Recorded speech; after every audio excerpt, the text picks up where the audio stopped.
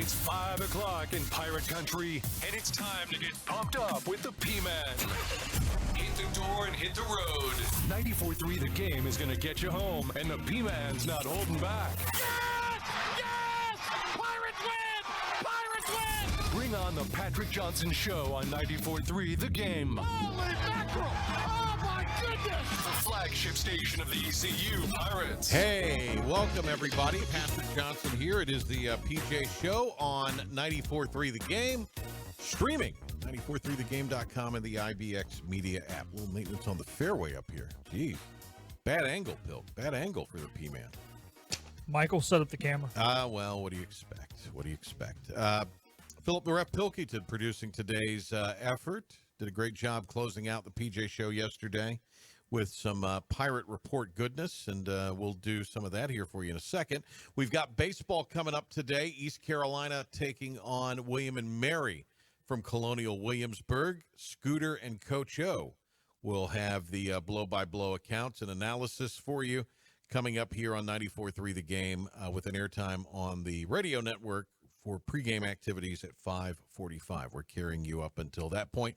Bethany Bradsher joins us today. Bethany's got a new book out about ECU baseball. It'll be out on Friday.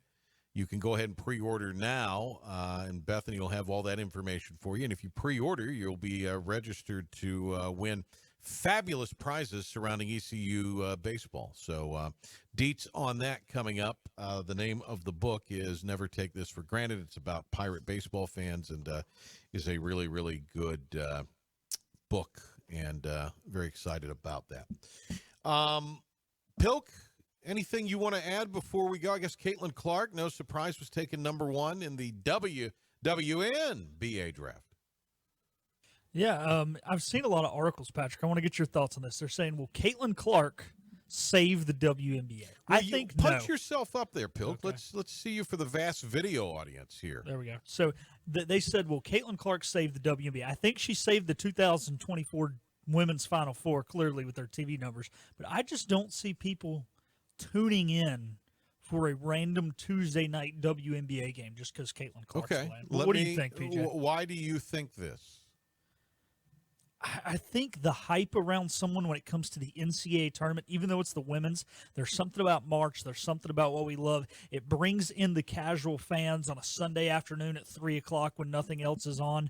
But Tuesday night, your kids are at dance practice and baseball practice. But you're not then going to be going out that would go for any other sport, though, Pilk. Yeah, it would. But still, you go home and it's like, man, I got to catch the end of, Hurricanes, Blue Jackets tonight, but do I really want to catch the end of the Liberty or whoever the heck she plays for and whoever the heck else? Here's what I think they're going to how they're going to program it, and I saw a number. What do they play? 40 games? Sure. I have okay. no idea. Well, with the exception of maybe at most a half dozen, probably maybe less than that. Anyway, point is, the majority of the games that the Fever are going to play, and that's the team she was drafted by, and she's from Indiana, so the Indiana Fever, the number of games they're going to play on national television is like the vast majority. It's probably 90+% of their games are going to be on national TV. And so that alone means that there's going to be an audience because it's on, and because one thing we do know about national television, Pilk, they put the programming in what they view as the most advantageous time.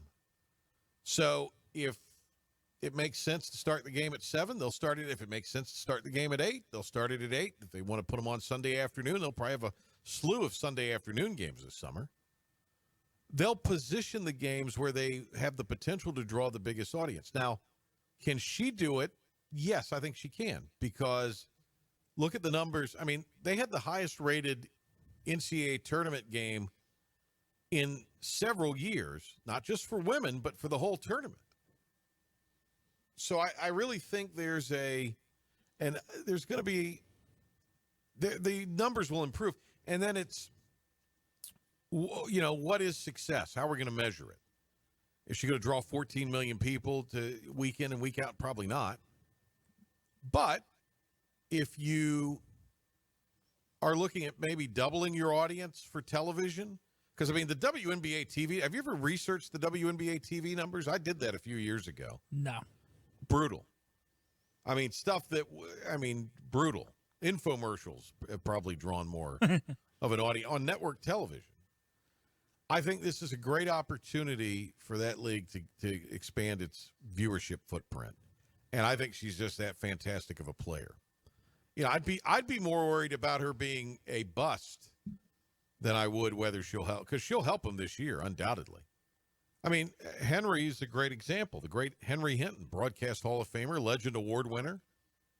You know, he hadn't watched women's basketball since the granny shot, probably. But, like, watched Caitlin Clark and was blown away. Caitlin Clark's special, dude. So, She is. I just don't know with 40 games a year or whatever, people are going to tune in that. They might watch her first no, game. I mean, they're not going to watch every single game. It's not going to set record ratings every game, but I mean, and it'll, just as we get into the summer, it'll erode, the numbers will, but everything erodes in the summer viewership-wise. True. But I mean, I think her first game or two will have big numbers. I think her first game will do gangbusters numbers, depending on what network it's on and how they program it. But, yeah, I mean, you're not going against football. No, you will be going against the NBA playoffs. You're going against the NBA playoffs a little bit, and you're going against the what is it, the AFL now? The UFL? UFL. Yeah. Not the ALF or the AF or whatever it was, but the UFL, the UF. But, I mean, you know, even that's not setting record ratings numbers, but it draws a good enough number. True. I mean, I think there'll be a certain demographic of people that watch this, and I don't exactly want to totally use the word on air because I might, you know, not be sensitive to a certain group and get suspended for 3 days like we were talking about on Talk of the Town. But there's a certain group of women that may find other women attractive that will really watch a lot of this. You're filling your oats today. Yeah, I am. You're filling your oats today. No, I'll give you an example. After the Masters after Sunday, the Masters Sunday, right? I found myself, I think I might have watched a Curb episode, maybe.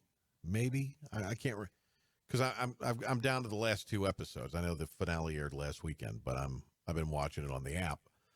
But I kind of found myself wanting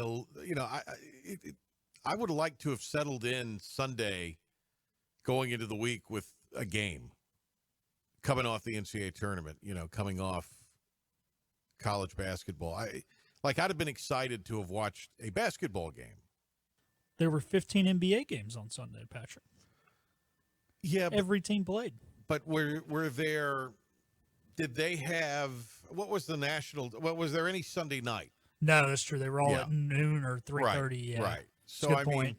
Yeah, I think there was like one game left when the Masters ended, and then there was only like 2 minutes left in that game. It was a blowout. When the Masters concluded, you know what I'm like, it's 7:00, all the pomp and circumstance and all that. So it would have been fantastic to have settled in and watched a little bit of a game. Not saying I'd have watched every second, not saying I would have been glued to the TV every second. But I do know she's must-watch television. Their ratings have got to improve. Because they certainly as hell can't get any worse. Oh, I think they'll improve. The headline was, will it save the WNBA? I mean, save's a strong word. What are we saving it from, though? Because the NBA funds it. True. Save it to where people, I guess, where the common folk will at least tune in. Because I think every other sport, there are certain games where the common folk will tune in if you're the casual fan. Yeah. Jimmy and Jane Walmart. Yeah, I don't think Jimmy and Jane Walmart watch a single WNBA game now. Now they might. No, now they don't. Might. They don't. They probably now. don't now, but I think they will. Again, she's special. She's very unique. I mean, like, who does Taurasi play for? Google this, Pilkington. All right, do you know Taurasi's first name? Because just put Taurasi, Connecticut WNBA in your Google search. But I mean, I think it's Diana Taurasi. I mean, that right there is the part. She's one of the all-time greats, and I can't tell you anything about her. But I will tell you this. I would be more apt to watch that matchup because of Taurasi's junk talk about Caitlin Clark than I would, you know, as you say, a random Tuesday in June or whatever. Yeah, she plays for Phoenix. Yeah. So, I mean, when Phoenix and and the Fever play, sign me up. I want to see that head-to-head. Would I have at all been interested in this previously? No. What do we have time-wise, Bill? Do we need to get a break? Yeah, we're getting close to needing a break here. Pirate baseball is coming your way today. East Carolina will be taking on William and Mary, and we're leading you into coverage of that here as the number 9 Pirates visit William and Mary. Jaden Winter getting the go for ECU today with a 2-1 mark. We'll come back. Bethany Bradsher, speaking of Pirate baseball, will join us. Got a new book out. Tell you all about it. Stay with us here on the PJ Show. Ready to save thousands with a great rate? Get 0% financing at Greenville Toyota during the Great Rate Sales Event. Shop our massive inventory of new Toyotas, available as low as 0%. Hurry to Greenville Toyota today, where our volume saves you money. Acre Station Meat Farm, along with Lane Angus Beef, bring you Farm to Fork Beef. Stock your freezers now with affordable beef boxes, just in time for the grilling season. Farm to Fork Beef brings quality local beef to your family. From your traditional butcher shop, Acre Station Meat Farm. Come on down to Acre Station Meat Farm and find out why we're #1 in fresh cuts and friendly service. Acre Station Meat Farm, Highway 32 North, Pinetown. Other restaurants claim their food is fresh and fast, but are they friendly? At Moore's, you're treated like family the minute you walk into their doors. With locations in Winterville, New Bern, Swansboro, Morehead City, and Jacksonville. We've been practicing what we preach since 1945. At Moore's, our barbecue is slow cooked and smoked over real wood daily until it's so tender it's falling off the bone. Combined with our fresh chicken, cooked-to-order seafood, and homemade fixins', we're sure you'll agree. If it's not Moore's, it's less. You know what the problem is with standard belts? Usually you have to choose between too tight or the opposite, too loose. But with Anson Belt and Buckle, you don't have to choose. We got rid of the holes and instead have a track system designed for micro-adjustability. That way you can enjoy a perfect fit every time. Anson Belt and Buckle. Find your perfect fit today.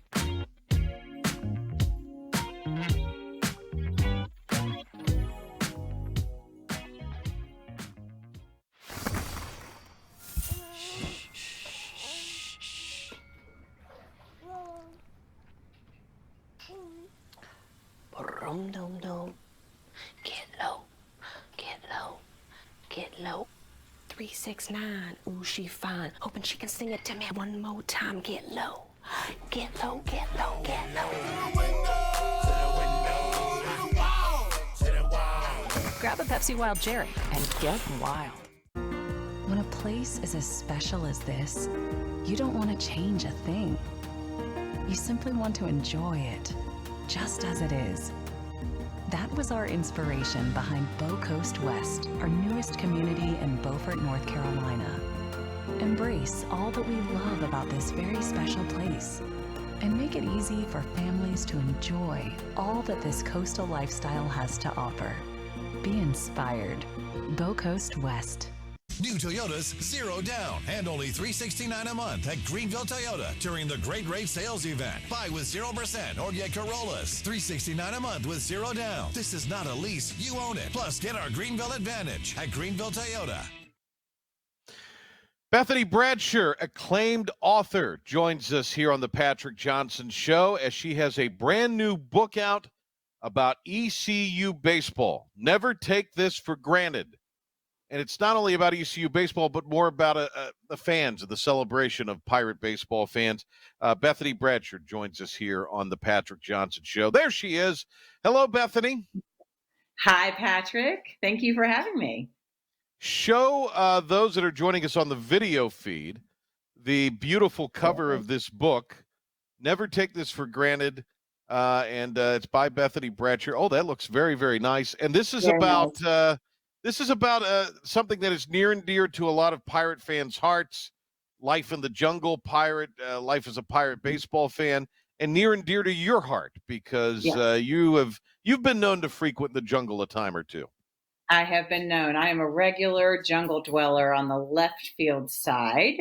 So yes, it's something I've wanted to do. And really, I wanted to do something else about ECU baseball because I think what we have here is very unusual and is kind of second to none in terms of the culture surrounding this team and the support and the winning tradition here. I mean, it's just so different than what most college baseball environments are like. And because I'm a fan myself, I just decided it was really time to do something that's going to kind of capture all of what I just said. Not, the big wins, the big postseason moments, mixed in with the people for whom this has become such a special community and an amazing tradition, and try to do something that captured all of that in one book. So it's very different from anything else I've ever written, and I had a great time doing it. This originally started, if I recall correctly, the feeling was, okay, this seems like the 23 and 23, an opportunity, maybe a season to break through and get to Omaha coming off the super regional season. It kind of felt right. And obviously the team didn't even host a regional last year. So at what point did you pivot, or did you maybe have some of this for the other book and realize this is good stuff? How did that process evolve? A little bit of both. I still want to write the Omaha book, of course, but I was thinking I'm going to follow this team in 2023 wherever they go and see what happens. And it could have been an inside look at a season. But along the way, I actually got a press credential from ECU Athletics. So I was up in the press box some, which I haven't done in years. But after just a few games of that, I was like, well, I actually would rather be out where I normally watch with the fans. And I was interviewing fans, and I was realizing there are these great stories embedded in every part of the field, which is kind of the way the book is arranged. So I started collecting those stories. And then I think it was about May, probably about the first week in May, when I thought, if they don't make it, I think this book is actually taken a form that's different from what I anticipated when I started. And I don't want to wait. I want to capture this. I want to get these people on these pages. And if there's a third ECU baseball book that deals with a trip to Omaha, that's fine. We can do that too. Right. You could do that as well. This one is out. Never take this for granted. Where can people buy this book about ECU baseball and Pirate baseball fans? So the official release date is Friday the 19th. So that's this week. And also you can pre-order up until midnight on April the 18th, which is Thursday night. So if you do pre-order, you're eligible to win a great prize package, which includes a signed powder purple jersey signed by Carter Cunningham. Ooh. Wow. Yeah. Signed copies of both my ECU baseball books and a signed Parker Bird trading card. So that's a great package. Anybody who pre-orders by midnight on the 18th is eligible. But the book will be out on the 19th. ECUBaseballBook.com is where you can pre-order, where you can see the stores that are going to carry the book. And also, I have a few book signings the weekend of that book release, one on Friday at UBE, one on Saturday at Kaufman's Menswear, and I'll be inside the stadium throughout that weekend, the Wichita State Series, selling books inside the stadium. So it's going to be hard to miss me. I'm really sorry about that. Not really sorry that weekend. So if anyone wants a book, just kind of holler my name and I'll probably come running and sell you one. And can you go to BethanyBradsher.com and get this, get directed to these places also, or in a roundabout way, I guess? Okay. All right. And that's very good. Other books that I've written. Yeah, we'll make sure that's all up there. Many of those. The great Bethany Bradsher is with us here. So how many fans are chronicled? How do you choose the stories? Because, I mean, I realize there are regulars. Are there semi-regulars that their stories are also kind of told in this? So without giving too much away, tell us a little bit about the book, if you will.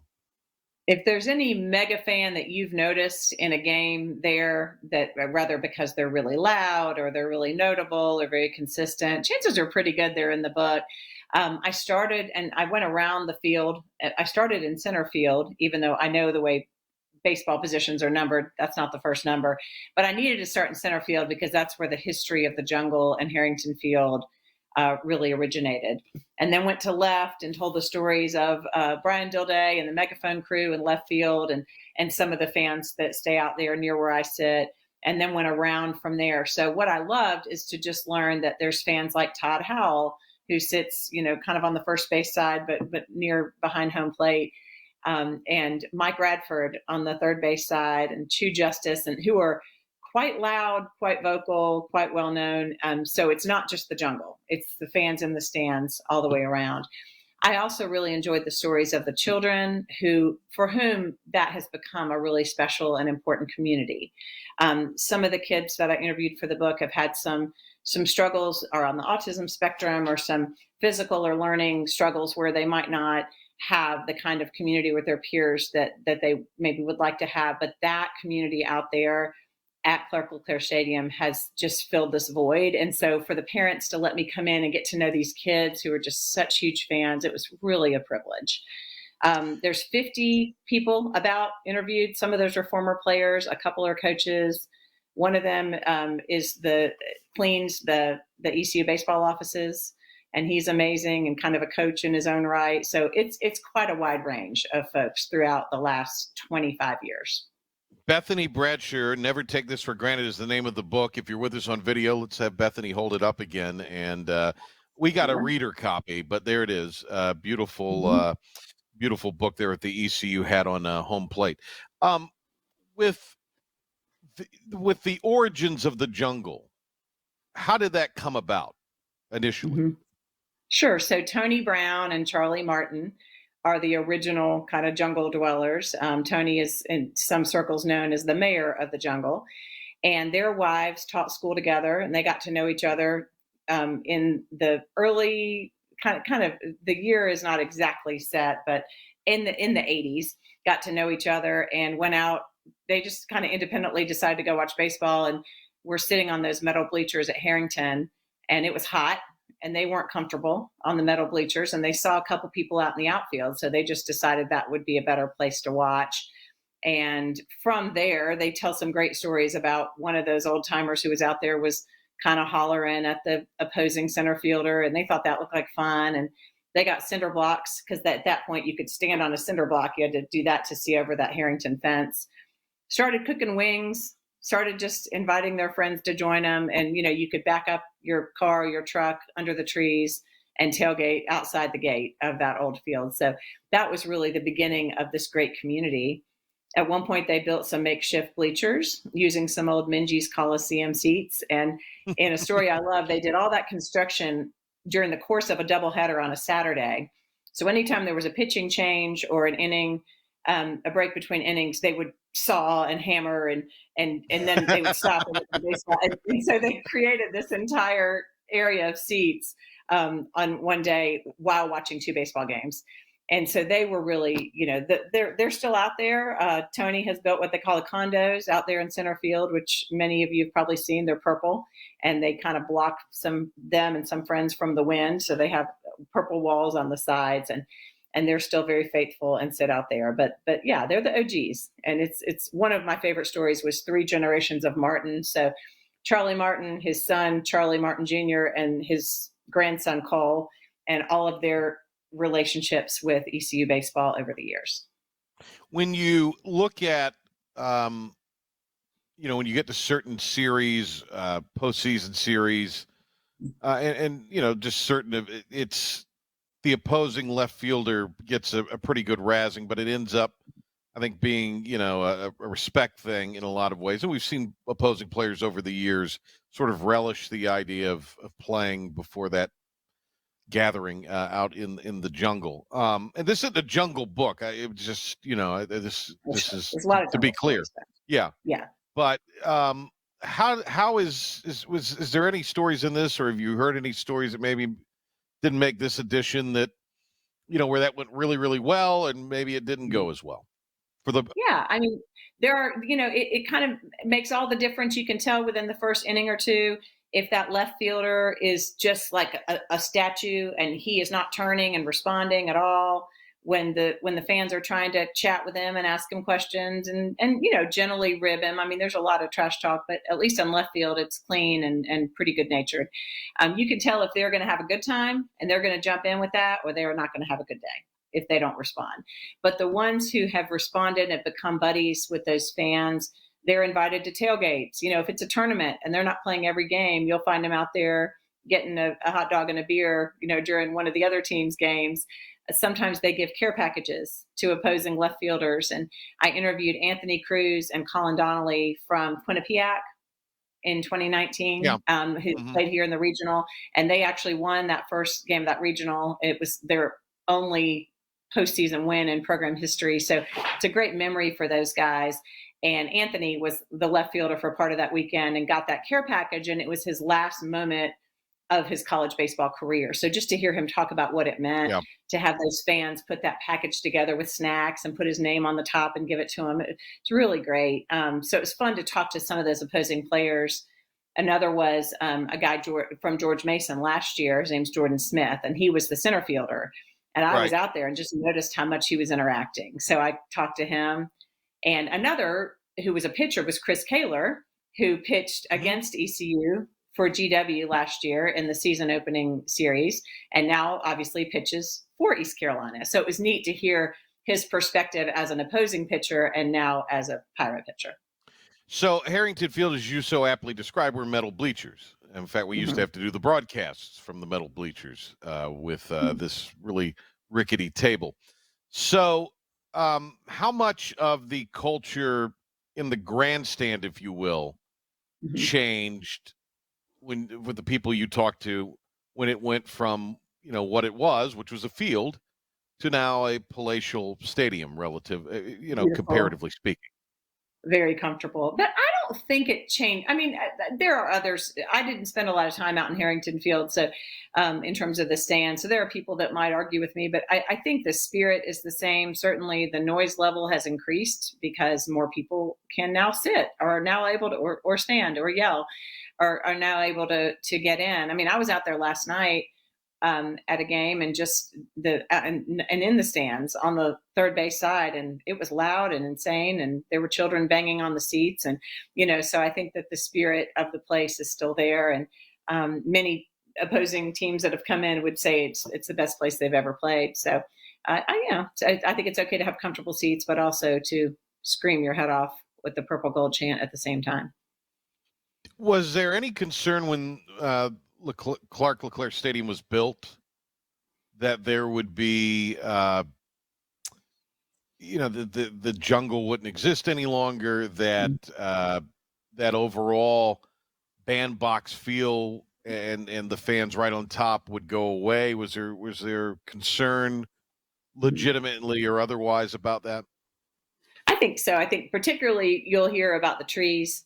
Those original trees from the Harrington jungle were torn down, new trees were planted, and the stalwart Harrington Field jungle folks who moved over to the new stadium thought it's never going to be the same. We're never going to have the shade. We're never going to have the jungle feel.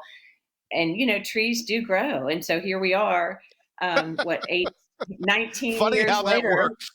I think the trees are quite nice. And so they're willing to say, oh yeah, that worked out pretty well. The berm, nobody was quite sure what the berm would be like. And what that would create in terms of views and everything. And, it's part of sitting in the jungle to me is you still have to kind of jockey for position, and you have to tell sometimes the kid standing on the bench that he's way too tall for the bench, and he has to get, there's this jungle etiquette that gets played out game after game, but that's the beauty of it. I guess that's what we were saying a few minutes ago about the relative, calmness and dignified nature of the stands. And those of us out in the jungle, it's a little bit like, a free for all at times. I know last year we were trying to convince them to let us do a broadcast from the jungle. And I think that was something that was being kicked around a little bit, as we might try it this year, but we've had some changes internally to the production. So maybe next year I can twist an arm and get out there and do a broadcast of the game from the jungle. The weather's got to be perfect. The weather's got to be perfect. You can't have rain on the or pollen blowing into the equipment. How close to the cannon do you want to be? These are considerations. Right, exactly. So the cannon, you bring that up. When did that become a tradition?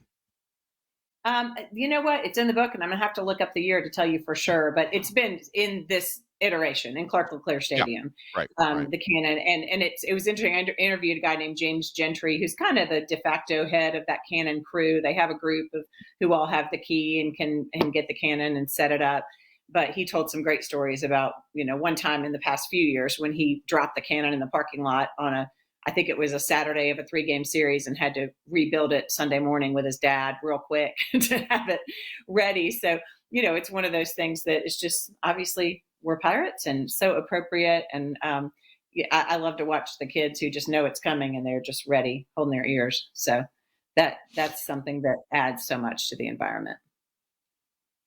Best food you've ever had out in the jungle? Tailgate food. Josh's Smash Burgers out there at that left field megaphone tent are pretty good. That's probably the best thing I've had. Although Tailgate, but wait a minute, is there like filet mignon or something? When you say tailgate food, that sounds like there's different levels. I think so. I don't know. I mean, I just like that the variety at that particular tailgate, which is the one I go to the most. They've got good variety. He makes lamb, but I haven't had the lamb. But I've been very impressed.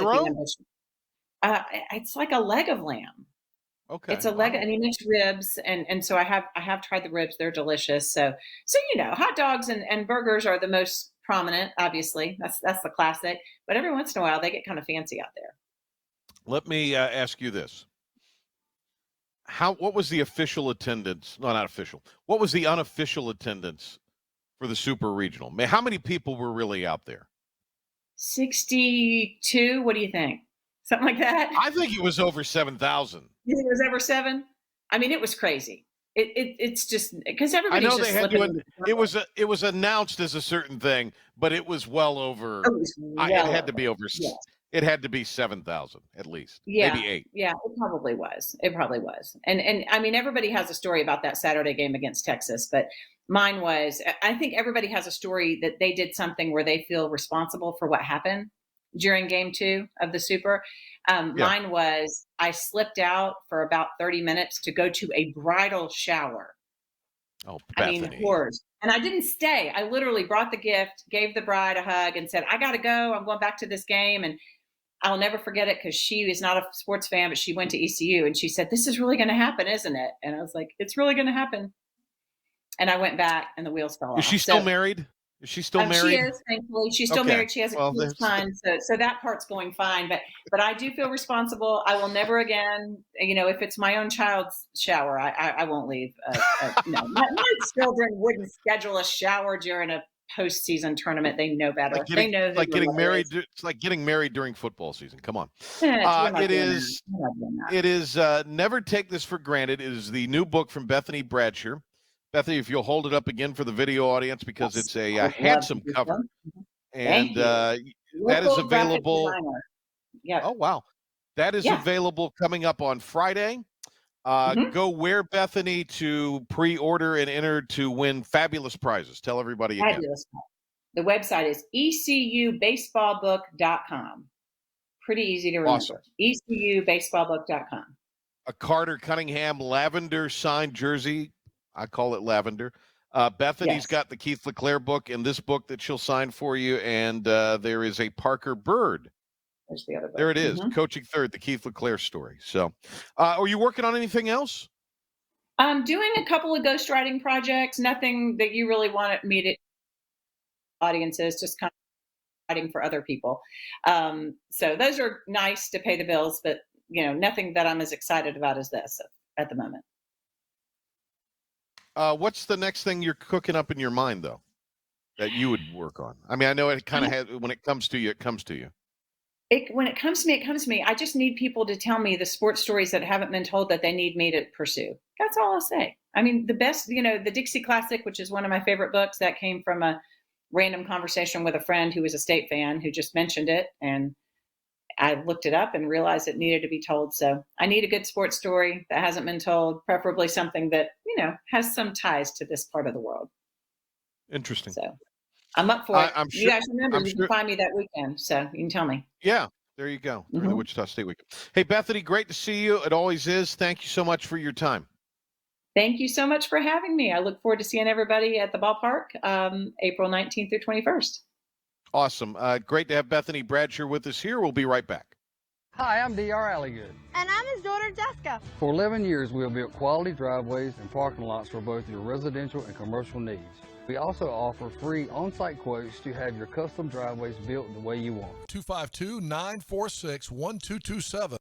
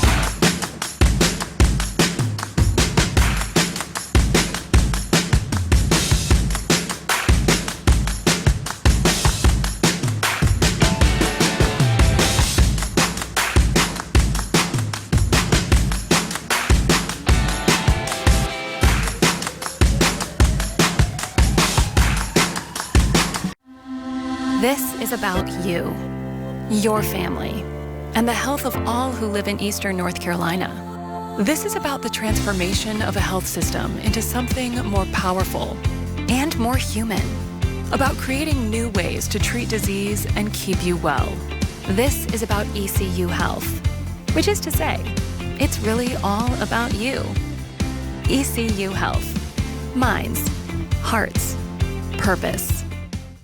Fifth Street Hardware is the home of the $9 lunch special Tuesday through Fridays. $9 specials every day, including the famous Burger Day on Tuesdays, Flatbread Pizza Wednesday, the famous Fifth Street Hardware Reuben on Thursday, and fried fish or shrimp on Friday. Plus trivia on Wednesday nights and live music every Thursday nights. And the Prime Rib Brunch Buffet has returned on Sundays. You heard that right. The Brunch Buffet with all the great items, including prime rib. Fifth Street Hardware in downtown Greenville. Your confidence makes everything look good. You see the world in vivid color, not black and white. Swing through your neighborhood Fantastic Sam's cut in color. And let our experienced stylists take you from everyday to extraordinary. Fantastic Sam's hair salons are locally owned and operated. Our full-service salons are conveniently located in Goldsboro, Kinston, Greenville, New Bern, Jacksonville, and Calabash. Stop in today at Fantastic Sam's, where the possibilities are endless. Hi, I'm D.R. Alligood. And I'm his daughter, Jessica. For 11 years, we have built quality driveways and parking lots for both your residential and commercial needs.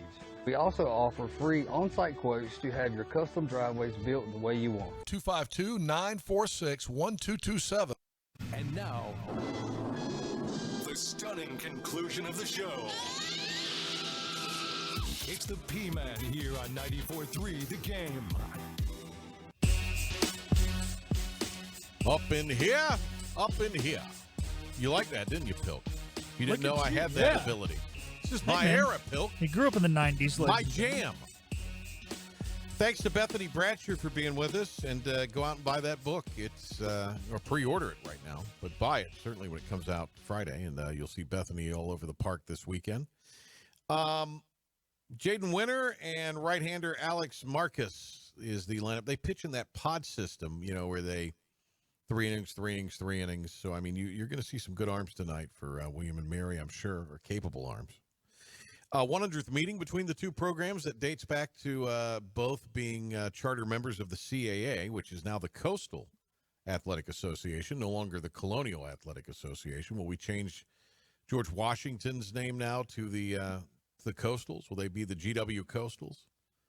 It's interesting. We had a story on Talk of the Town where a 16-year-old asked a question about alien, I guess, for an English assignment, like outer space alien or illegal alien, and got suspended. He's a track and field runner. Now we understand he's going to be able to run track and field, but, there's a kid who wanted to fight him.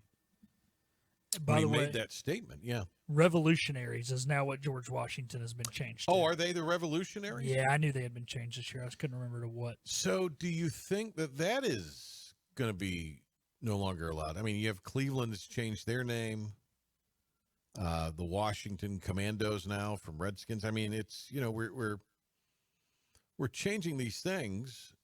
It's probably going to end up being like soccer, right? We're going to have the New York Baseball Club, the Washington Baseball Club, and the same thing with the NBA. Everything's going to be offensive, right? They're going to be the basketball team. You're saying it with a little outrage and for comic effect, but I mean, that's where we're headed. We're legislating everybody's talk and language. I mean, not to say you can't have standards, but it's just really interesting. Interesting times we're in. All right, back tomorrow at 5 o'clock. Pirate Baseball coming your way right after this.